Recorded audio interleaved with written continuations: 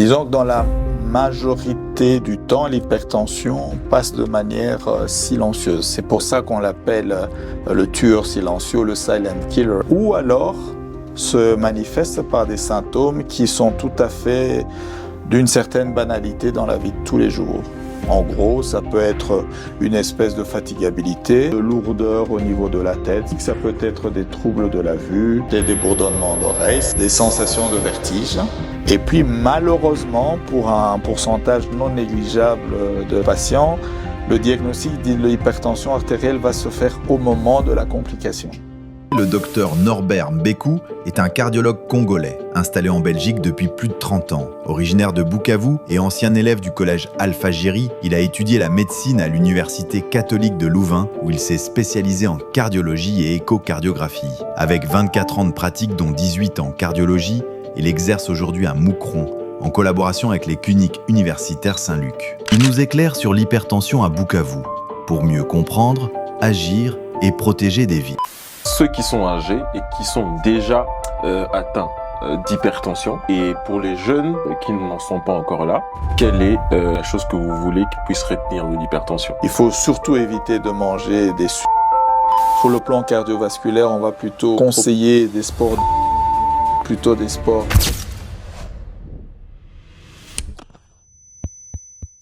Bonjour à tous et à toutes, bienvenue dans ce podcast des virgules. Aujourd'hui, nous allons aborder une thématique très importante. Nous allons parler aujourd'hui de l'hypertension artérielle, qui est un problème de santé récurrent ici chez nous, surtout chez les personnes âgées. Nous allons donc échanger sur ce sujet dans toute la globalité. Nous allons passer par la définition, les différents symptômes qu'on rencontre, les facteurs de risque, les complications, etc. Et nous allons échanger aujourd'hui avec un personnage très important. Nous avons l'honneur de le recevoir dans ce podcast. Bienvenue, docteur Norbert Mbékou. Bonsoir Basir, merci. Vous allez bien? Oui, très très bien. C'est moi qui suis honoré d'être là. Nous sommes aussi honorés. Donc vous êtes médecin spécialiste cardiologue. Oui. Vous nous venez de la Belgique, oui. C'est ça? Oui, tout à fait. Donc, on va commencer par la première question. Qui êtes-vous en tant que personnage? C'est qui Dr Mbékou? Ouais, c'est assez simple en fait. Mon prénom c'est Norbert Mbékou. Okay. Je suis né à Bukavu. D'accord. En 1975, donc ça va bientôt faire 50 ans, donc les années passent. J'ai vécu essentiellement mes 18 premières années de vie ici, au Zaïre, puis Congo à l'époque, exclusivement à Bukavu d'abord, puis à Kamituga, toujours dans le sud Kivu, à Kalima dans le Maniema, mais à l'époque c'était le Grand Kivu parce que mes parents travaillaient pour une société minière. Donc j'ai fait ma scolarité dans une école privée de la société dans le Maniema, ça c'est pour l'école primaire. Fin primaire, toutes mes études secondaires, je les ai faites ici au collège Alpha-Géry. Donc je suis quand même vraiment ce qu'on peut appeler un garçon BKV, Bec et puis B. Et je suis fier de l'être. Et puis finalement, la fin du régime Mobutu fait que le collège Alpha-Géry a décidé de déclarer une année blanche.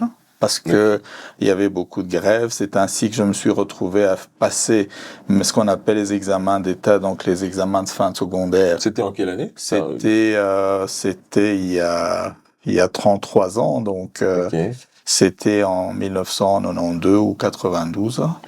Et donc finalement, je les ai passés presque comme autodidacte dans une école au Maniema, dans les mines où les parents travaillaient, parce que je m'ennuyais à la maison. Avec un peu de chance et on va dire beaucoup de travail, j'ai finalement réussi les examens d'État alors que les parents pensaient que j'allais devoir refaire ma 6e secondaire au collège ici. Et puis la situation se dégradant au niveau du pays, dans l'est du Zaïre ou du Congo, c'est comme ça que les parents ont fait l'effort ou les efforts qu'il fallait pour que je puisse aller en Belgique. Et donc, ça fait 32 ans que je vis en Belgique. 32 ans, c'est long quand même. Ouais, c'est vrai. Okay. Et donc, j'ai fait un parcours somme toute assez classique. Donc, étant arrivé un peu en retard en Belgique, j'ai fait une année préparatoire sciences à l'Université catholique de Louvain, ce qui m'a permis de rattraper un petit peu le creux que j'avais eu de ne pas faire une 6e secondaire, même si, grâce au collège et à l'école primaire dans laquelle j'ai été, je ne me suis pas senti fort déphasé. Mais ça m'a permis de m'habituer à l'Europe, m'habituer à l'enseignement universitaire. Et puis par après, j'ai fait les 7 ans de médecine à l'Université catholique de Louvain. D'accord. Au terme de ces 7 ans, j'ai présenté le concours de spécialisation. J'ai eu la chance d'être sélectionné en médecine interne où j'ai postulé et en cardiologie où j'avais travaillé comme étudiant-chercheur pendant l'essentiel de ma formation médicale, parce qu'il y avait moyen, mais on y reviendra après sur les études. Et puis donc après le concours de spécialisation, j'ai fait un parcours somme toute assez classique aussi en spécialisation. Oui, 3 ans de médecine interne en tronc commun, 3 ans de cardiologie. Au terme du diplôme de ce qu'on appelle la licence spéciale en cardiologie, donc de spécialiste en cardiologie, j'ai fait une année de résident en clinique universitaire. Ok. En échocardiographie, donc on peut dire que j'ai une compétence en plus en échocardiographie. Et puis finalement, on me proposait de rester à l'université. Je trouvais que je n'avais pas la fibre universitaire pour avoir fait de la recherche pendant mes études. Donc je suis plutôt un scolaire plus qu'un chercheur. Donc je me suis dit que j'allais laisser la place à quelqu'un d'autre. Et donc cela fait maintenant 18 ans. Je travaille dans une clinique privée. D'accord. À la frontière belgo-française, donc proche de Lille, dans le Hainaut, dans une petite ville à Moucron, où nous faisons de la cardiologie générale. Nous sommes fusionnés avec les cliniques universitaires Saint-Luc pour le service de cardiologie, une collaboration de travail, une collaboration scientifique et une référence tertiaire pour nos patients. Voilà un petit peu. D'accord. Donc ça fait 18 ans que vous êtes médecin. Ça fait bientôt 24 ans que je suis médecin et cela fait 18 ans que je suis cardiologue. D'accord. C'est un parcours très inspirant, je dirais. Mais moi, j'ai besoin de savoir qu'est-ce qui vous a motivé à être médecin. C'est quoi le déclic quand vous avez fini vos études secondaires et vous avez décidé peut-être de commencer l'université? C'était quoi le déclic? Dit, j'ai envie d'être médecin. J'ai cette passion-là pour la médecine. C'était quoi le déclic? C'est très compliqué. Savoir exactement pourquoi, quand, comment. Exactement. Honnêtement, mais peut-être une fascination pour l'une ou l'autre personne, l'un ou l'autre médecin que je connaissais de l'époque, peut-être. Aussi bien dans les mines où mes parents travaillaient, un ami à mes parents, le docteur Galimba, paix à son âme, il y avait d'autres médecins sur place ici, comme le docteur Kapenga, je pense, qui était dans la ville. Il y a aussi le professeur Mukwege qui est revenu jeune à l'époque, gynécologue. Donc c'était assez inspirant, sans trop savoir en quoi consistait le travail de médecin, parce qu'il n'y avait pas de médecin dans ma famille. C'était le fait d'aller à l'hôpital, de voir. Et puis finalement, mes prédispositions scolaires ont fait que j'étais plus axé vers les sciences que vers la littérature. Sciences plutôt biochimie que maths pure. Et puis finalement, les choses, les astres se sont alignés. Exactement. Et puis le choix a été fait comme ça. Ok. Donc vous êtes cardiologue et vous rencontrez, je ne sais pas si c'est la même chose en Europe qu'ici, mais dans la globalité. Vous rencontrez plus quel type de cas? C'est dans la cardiologie. Ah oui, tout à fait. C'est intéressant comme question. Déjà, le contexte vital est tout à fait différent. Exactement.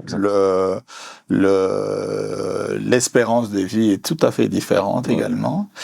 Les habitudes de vie sont tout à fait différentes. Donc, il y a plus de tabagisme en Europe.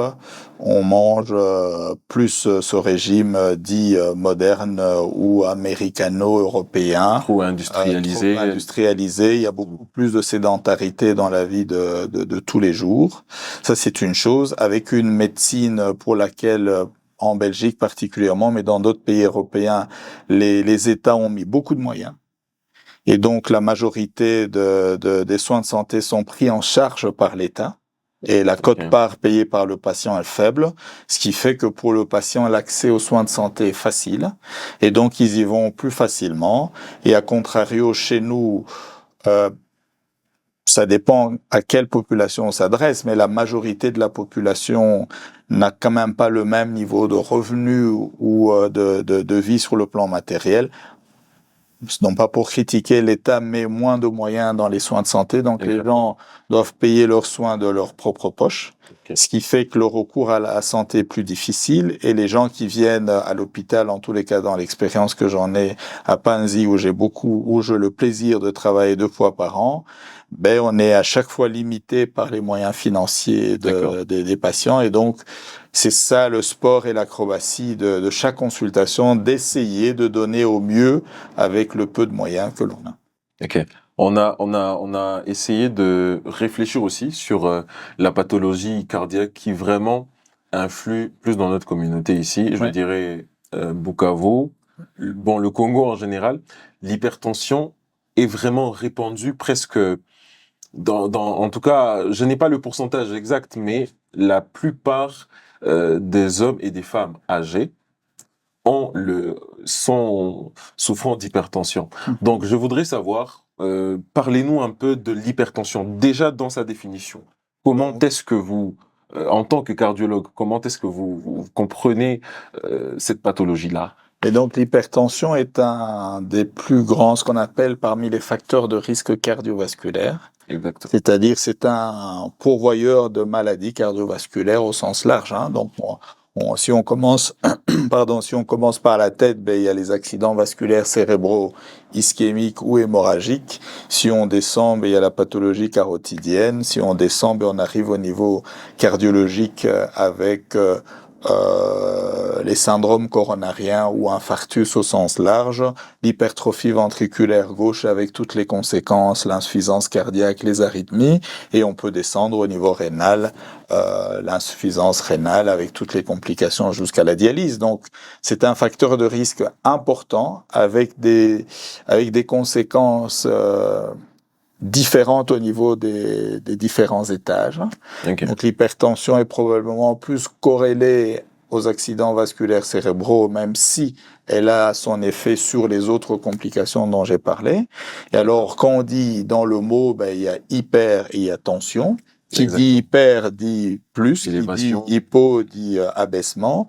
Et donc, la tension normale, par définition, on peut discuter longtemps, c'est une tension ou des tensions prises en consultation au-dessus de 14, 9 ou de 140, 90 mm de mercure. Ou alors, chez les patients qui prennent sa tension lui-même à la maison, on prend un cutoff relativement arbitraire de 13,5, 8,5 ou 135, 85. Ça part du principe que physiologiquement, à la consultation, on est un peu plus stressé. C'est ce qu'on appelle l'effet blouse blanche. Okay. Donc, c'est un consensus. Il n'y a pas vraiment beaucoup de science derrière pour dire qu'on considère que la tension devrait être un peu plus basse à la maison en consultation. Et donc, on dit hypertension quand la tension au-dessus de ces valeurs-là, de manière répétée. Une fois, une valeur au-dessus ne suffit pas pour faire le diagnostic.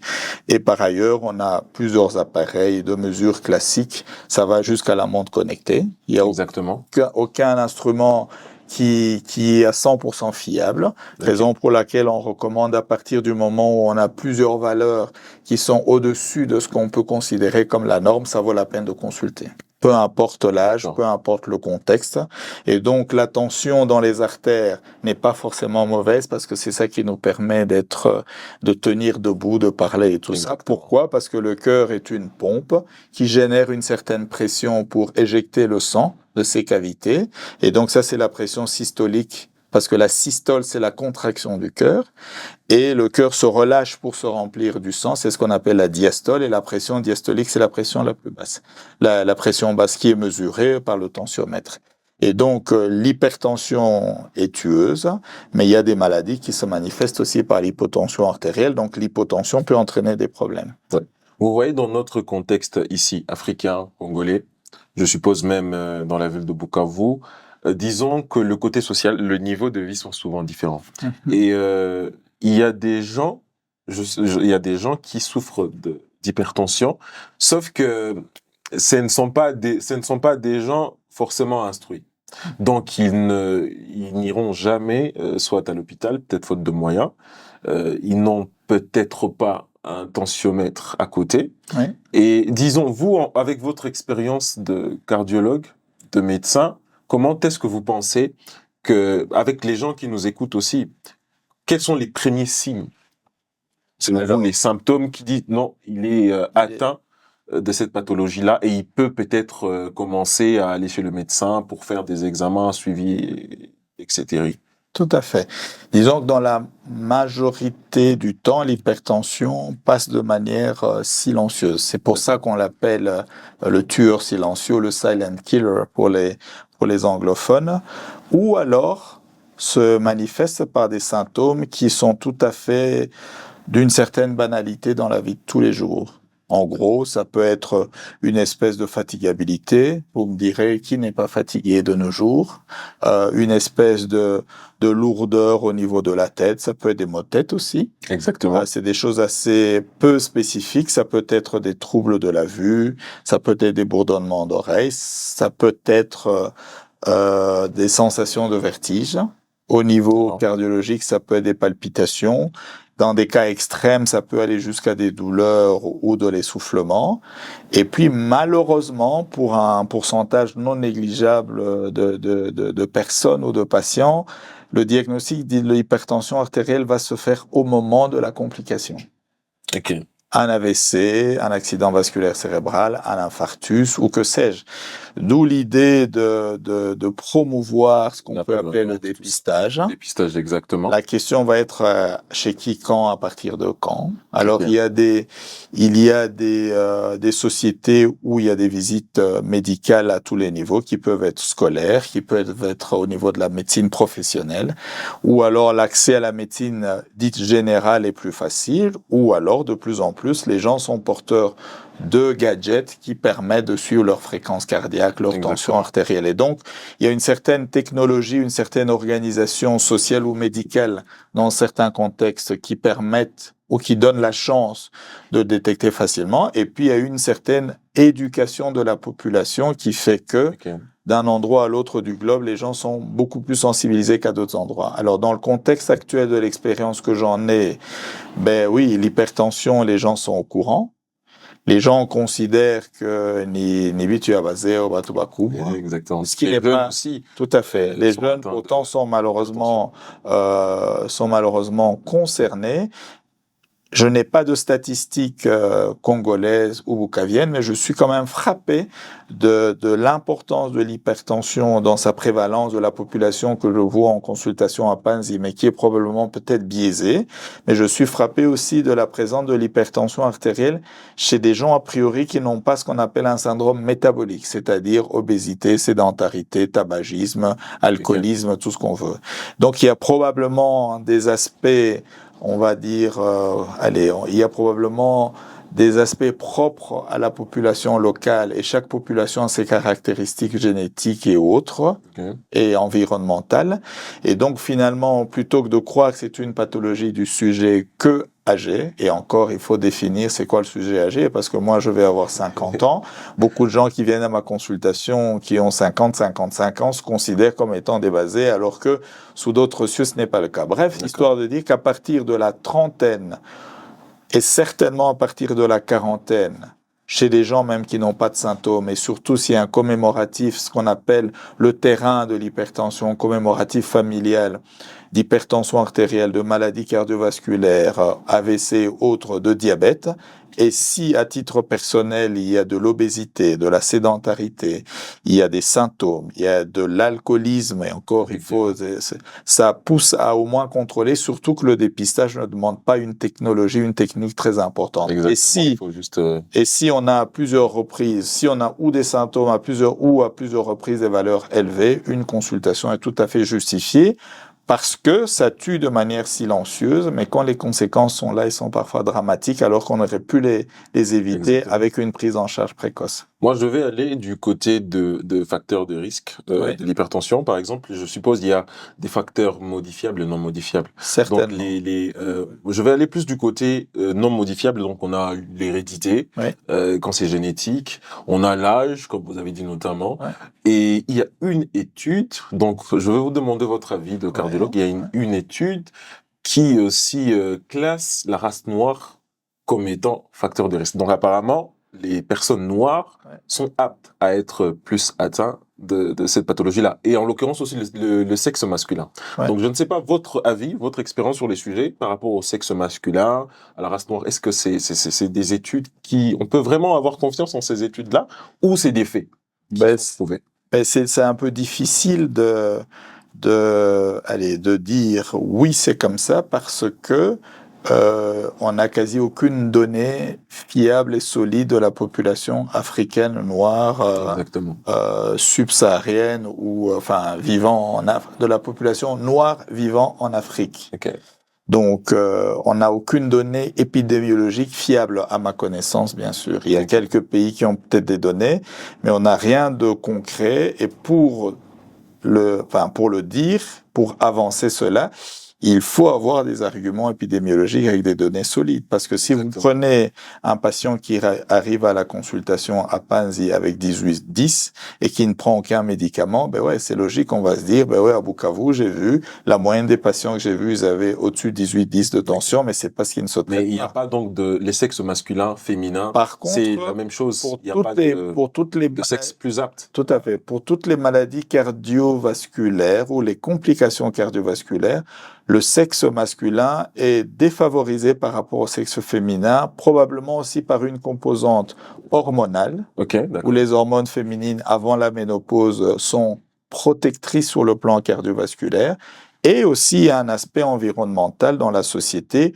où il y a certaines habitudes de vie auxquelles les hommes sont plus exposés que les femmes, notamment ça dépend des endroits, notamment l'alcoolisme, le tabagisme, une certaine forme d'obésité abdominale. Donc tout ça rentre en ligne de compte. Donc probablement que oui, mais il n'y a pas que les facteurs masculins purs, il y a probablement aussi des facteurs environnementaux. Et pour beaucoup de maladies en Europe, on voit par exemple que les femmes fument de plus en plus quasi au même niveau que les hommes. Et donc, avant, le cancer du sein était le premier cancer chez la femme. Maintenant, le cancer du poumon, à cause du tabagisme, augmente. Donc, il y a l'aspect hormonal chez la femme. Il y a probablement des aspects autres que hormonaux, mais il y a aussi les aspects environnementaux qui rendent les choses complexes. Et un dernier aparté, on cite souvent la population américaine noire comme référence par rapport à toutes ces maladies cardiovasculaires pour établir des principes ou des dogmes sur la population noire, mais la population noire américaine n'est pas la même sur le plan des habitudes de vie et du contexte de vie que nous, population noire vivant en Afrique. Ça, c'est une première chose. Et il y a un aspect social aux États-Unis non négligeable où la santé est plus difficilement accessible qu'en Europe. Et donc, malheureusement, les populations noires américaines ont moins de moyens, vivent plus dans la précarité sur le plan social, sont plus obèses, et donc probablement par ce biais-là, autre que les prédispositions personnelles, ça entraîne un biais aussi d'interprétation des faits. C'est compris. Et allons dans l'aspect médicamenteux. Est-ce qu'il y a certains médicaments aussi qui, disons, par exemple, les anti-inflammatoires non stéroïdiens. Oui. Est-ce que il y a un type de médicament qui est souvent, interdit parce qu'apparemment ces médicaments-là sont aptes à aussi provoquer une élévation de la tension. En l'occurrence, les contraceptifs oraux. Qu'est-ce que vous avez, votre avis sur le sujet? Disons que pour les anti-inflammatoires, c'est des médicaments qui sont efficaces sur la douleur, sur l'inflammation, mais qui sont fortement déconseillé à D'accord. toute personne ayant des maladies cardiovasculaires pour des raisons différentes. Dans l'hypertension, probablement par la diminution de l'efficacité du traitement, mais également sur le plan cardiovasculaire en général, parce qu'il y a des effets sur l'agrégation plaquettaire ou l'efficacité des médicaments anticoagulants, entre autres, mais également des effets secondaires au niveau rénal ou rénovasculaire. Donc, en général, les anti-inflammatoires sont déconseillés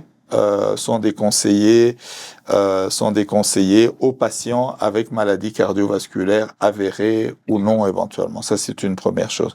Pour ce qui est de la contraception hormonale, mais ça dépend de quelle contraception on parle, parce qu'il y en a plusieurs types. Il y a de la contraception œstroprogestative. Exactement. Qui est avec des pilules de première, deuxième et troisième génération.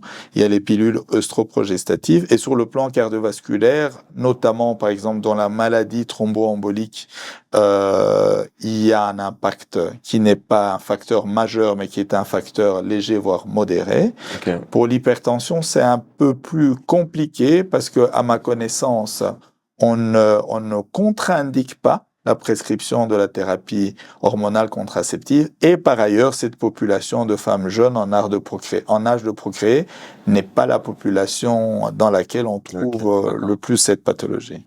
D'accord. En tout cas, très instructif. Et allons dans la complication. Disons que le public, les peuples d'ici, c'est-à-dire la population de Bukavu, etc. au Congo, quelle est, selon votre expérience, la complication la plus grave? Notamment, je sais que l'AVC, c'est la plus grave, disons, mondialement. Mais quelles sont les complications auxquelles vraiment on doit, disons, s'attendre dans des cas d'hypertension? Donc, encore une fois, j'ai pas de données. Tout ce que je vous dis, c'est un peu selon votre expérience. Allons en Europe. Ça dépend de comment on voit les choses. Alors, par ailleurs, quand il y a un accident clinique, c'est toujours très difficile de dire il a fait un AVC parce qu'il était hypertendu. Il a fait un AVC parce qu'il fume. Donc, c'est difficile chez un patient lambda de faire une corrélation de cause à effet. Il n'était pas encore diagnostiqué. Peu importe, même diagnostiqué. C'est des données statistiques. Donc, exactement. On va prendre une population d'hypertendus, comparer à une population de non-hypertendus, et on va observer s'il y a plus d'événements cardiovasculaires ou autres dans cette population. C'est tout ce qu'on puisse dire. Mais c'est vrai que probablement statistiquement, ça a été prouvé par d'où les études Framingham ou les tables d'évaluation, ça c'est aux États-Unis, les tables d'évaluation SCORE, où on voit que la mortalité ou la morbimortalité cardiovasculaire est corrélée au risque personnel d'un patient. Et le risque personnel de patient est établi par plusieurs facteurs. On peut le discuter sans rentrer dans les détails. En gros, il y a tous les facteurs de risque et on voit clairement tabagisme ou non, ça fait la différence, ça c'est la première chose. Homme ou femme, les risques pour le même âge, pour les mêmes facteurs n'est pas le même. Il y a plus de complications cardiovasculaires chez l'homme, surtout avant l'âge de la ménopause, ça c'est sûr. Et les autres paramètres qui interviennent, c'est l'hypertension, le chiffre du cholestérol, le diabète, sont des facteurs importants qui interviennent. Donc certainement l'hypertension est un facteur causal d'accident cardiovasculaire, et probablement que dans l'AVC, l'hypertension est un peu plus en avant, alors que dans les syndromes coronariens, l'infarctus, le diabète et le tabagisme sont plus en avant que l'hypertension dans ce qu'on croit observer en tous les cas. Et par ailleurs, localement, de ce que j'ai observé et de ce que j'ai retiré des discussions, on a peu de syndromes coronariens, c'est-à-dire infarctus et autres, comparativement à l'Europe où même l'incidence des syndromes coronariens diminue probablement grâce à la prise en charge médicamenteuse. Mais par contre, les complications neurovasculaires sont importantes, même à des âges très jeunes. Donc je dirais la complication redoutable de ce que j'ai observé, mais je peux me tromper, ce sont les complications neurovasculaires,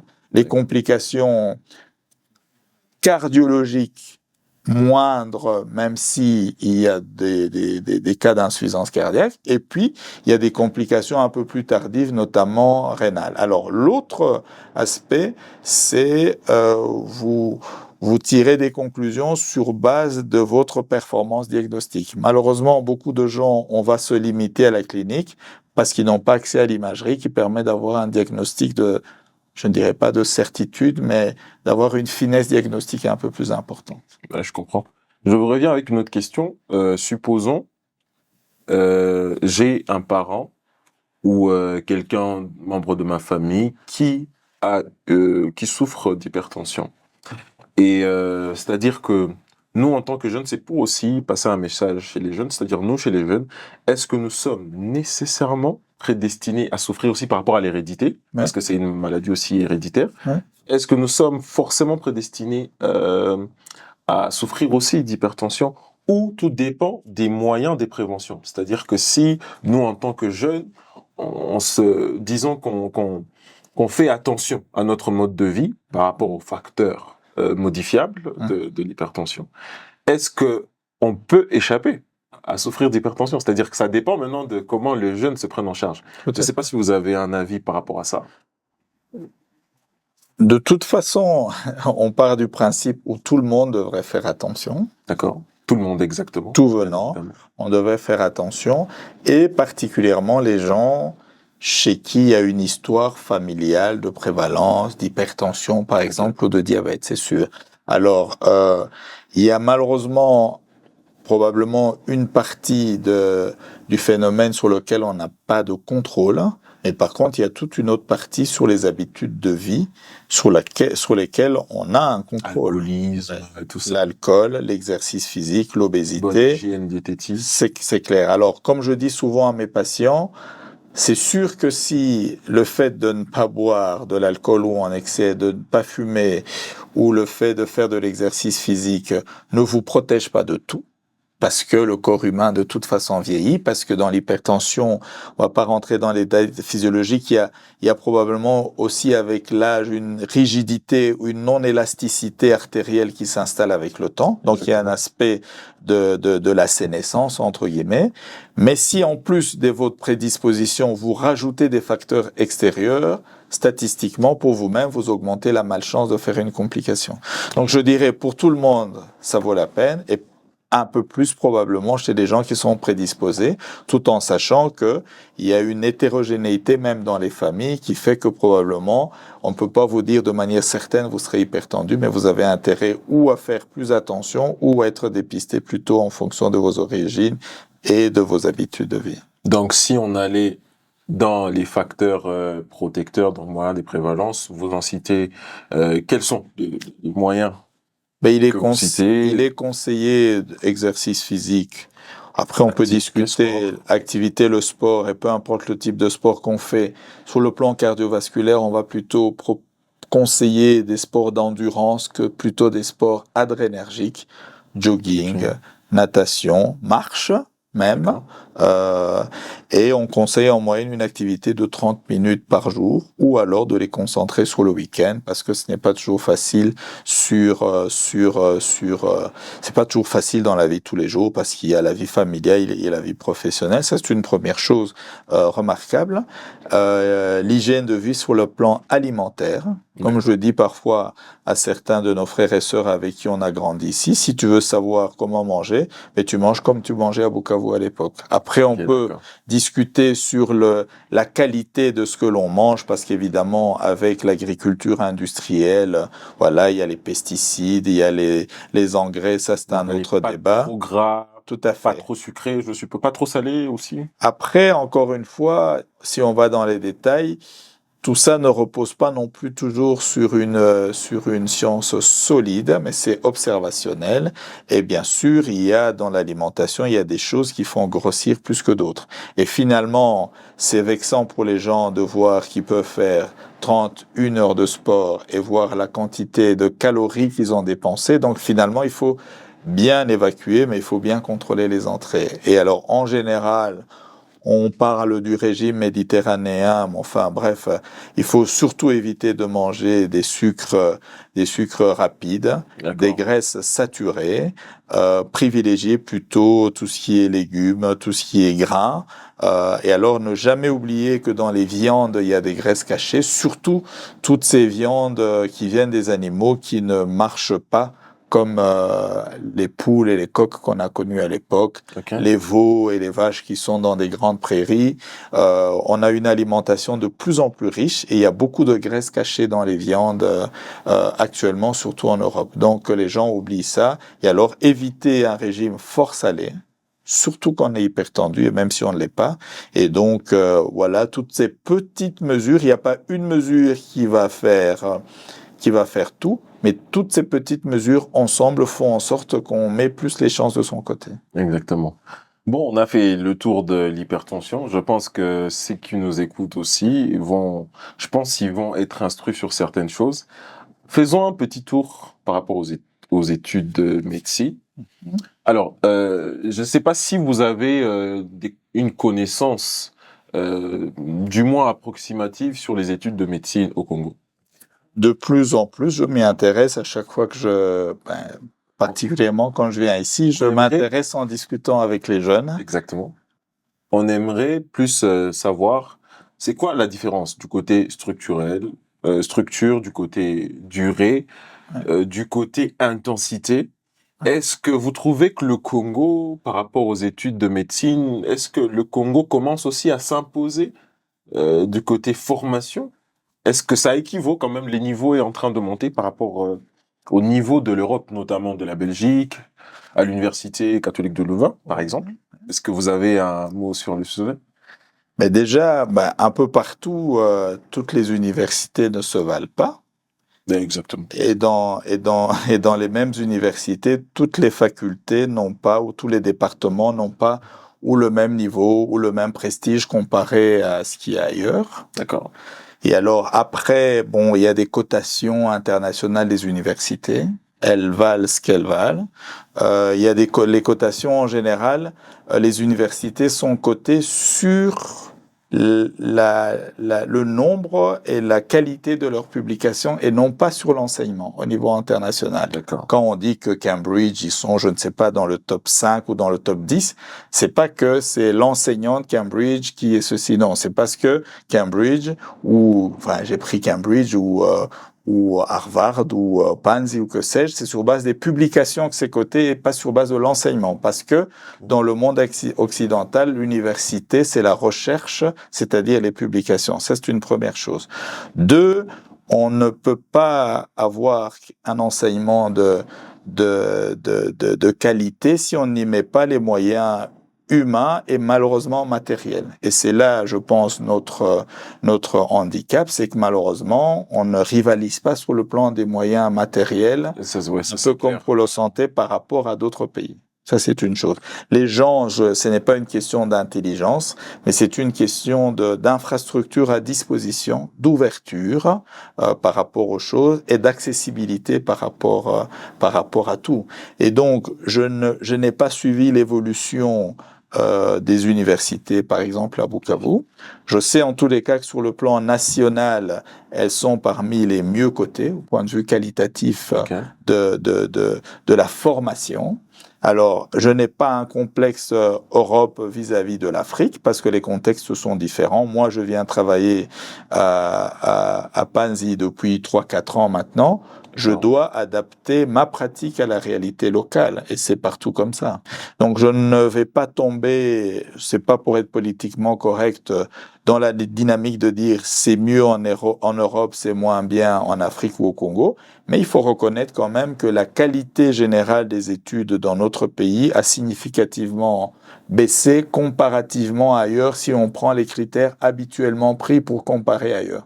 Donc il y a tout un travail à faire sur le plan professoral, sur le plan de l'infrastructure, sur le plan du financement et sur le plan de ce qu'on propose comme formation aux jeunes localement ou ailleurs. Et puis après, il y a l'attractivité parce que on n'attrape pas les mouches avec du vinaigre, comme on dit. Si vous voulez que les gens compétents restent, il faut les mettre dans les meilleures conditions possibles pour travailler. Donc, on a une perte, malheureusement, d'un certain niveau de compétences locales parce que, c'est naturel, les gens vont là où ils sont mieux traités, on va dire. Exactement. Ça. Vous avez rencontré des médecins congolais, soit de Bukavu, disons dans votre parcours de médecins en Europe ou peut-être dans d'autres pays? Oui, il y en a beaucoup. Ouais, il y en a des Congolais et d'autres. Il y en a beaucoup, des gens qui ont été formés ici et qui se sont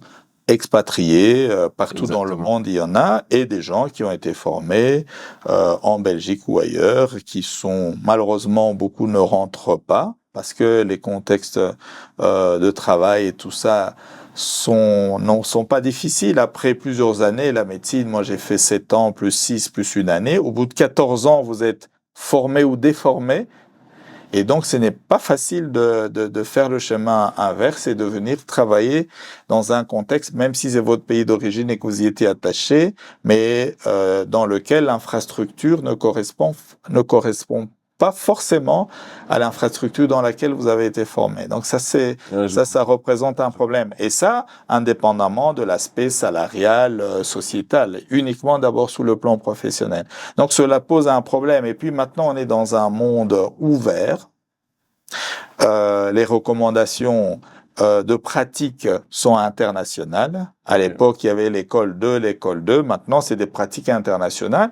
Et donc, plus les gens lisent, plus ils savent ce qui se fait ailleurs, et plus ils veulent offrir ça à leurs patients. Exactement. Donc, il peut y avoir une frustration qui s'installe, et malheureusement, tout ça fait en sorte que il y a une fuite des cerveaux, comme on dit. Et ça, je pense que ça reste un gros problème. Sinon, j'ai croisé des tas de gens remarquables. Je peux vous en citer 2, 3 de Bukavu. Il y a les Jean Nachega, qui est un natif d'ici, Njiachini. C'était nos grands. On était encore microscopiques à l'école primaire que eux étaient partis. Avant de partir, il y a un père jésuite ici au collège dont je tais le nom, qui m'avait dit: vous allez là-bas, mais ne croyez pas que tout le monde peut réussir comme Jean Nachega.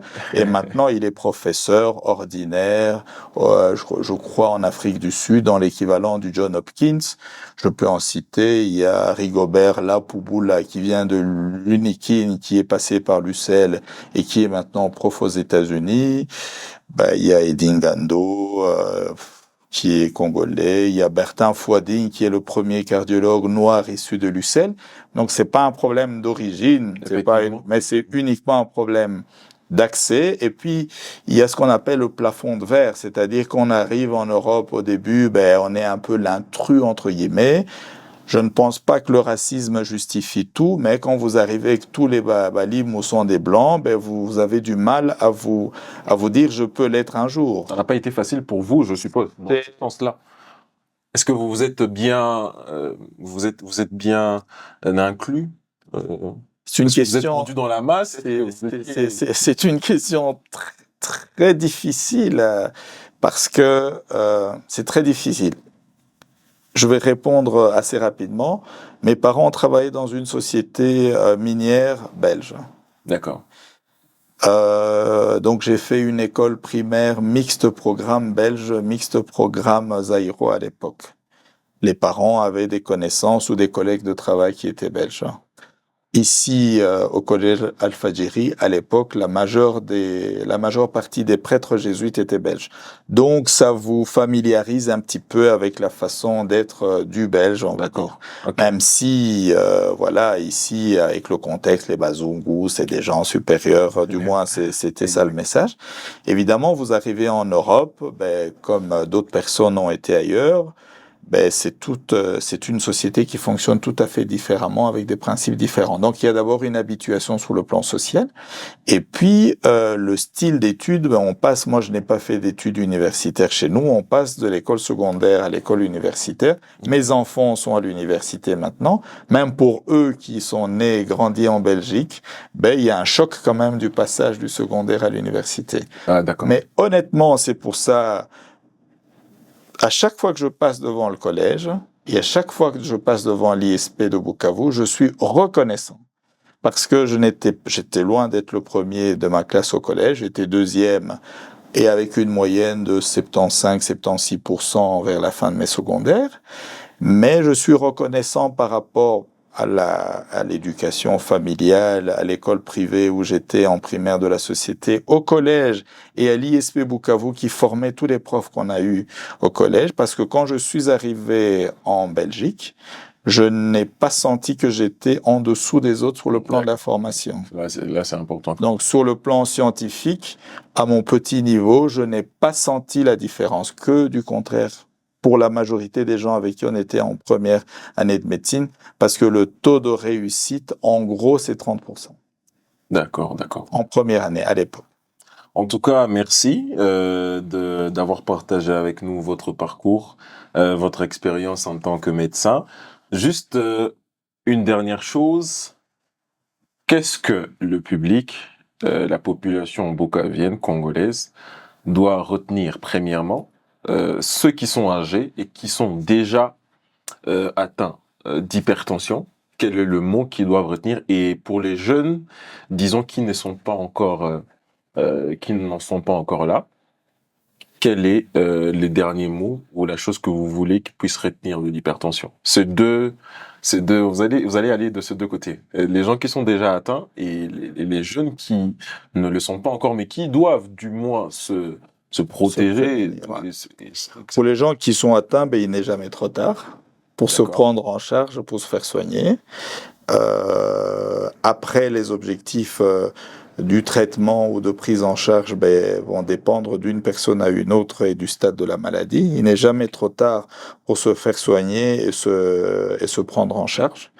Que heureusement, grâce aux universités locales et aux jeunes de Bukavu qui sont combatifs, comme on dit, ils sont allés à l'étranger ou localement même, parce que les universités locales proposent des formations post-diplôme de médecine. Donc, par rapport à il y a plusieurs années, il y a des spécialistes localement qui peuvent les suivre pour ces pathologies. Donc, ne pas hésiter à se faire suivre, parce que la compréhension de la maladie est encore à ses débuts dans la population. Les gens croient qu'ils vont prendre le médicament de la tension pendant 5 jours, pendant 2 semaines, et puis après ça va mieux, on arrête. Alors c'est comme ça que les dégâts arrivent. Donc se faire prendre en charge, c'est une maladie chronique, et à partir du moment où pour la majorité des gens le diagnostic est fait, malheureusement c'est pour la vie. Et par ailleurs, pourquoi se faire prendre en charge? Parce que on évolue tous sur le plan de la santé comme pour tout. Et donc, ce qui était vrai aujourd'hui n'est plus le cas demain. Et donc, un traitement qui était efficace aujourd'hui ne l'est peut-être plus demain. Et puis, les médicaments, comme tout, ne sont pas dénués d'effets secondaires. Donc, il faut qu'il y ait quelqu'un de compétent pour assurer le suivi. Par rapport aux plus jeunes ou même aux moins jeunes qui ne sont pas encore malades, on l'espère qu'ils le resteront longtemps, un contrôle est de plus en plus facile à faire de différentes manières. Et donc, pour l'hypertension, comme pour d'autres choses, ça vaut la peine. Après, il y a l'aspect pécunier ou matériel qui intervient, malheureusement.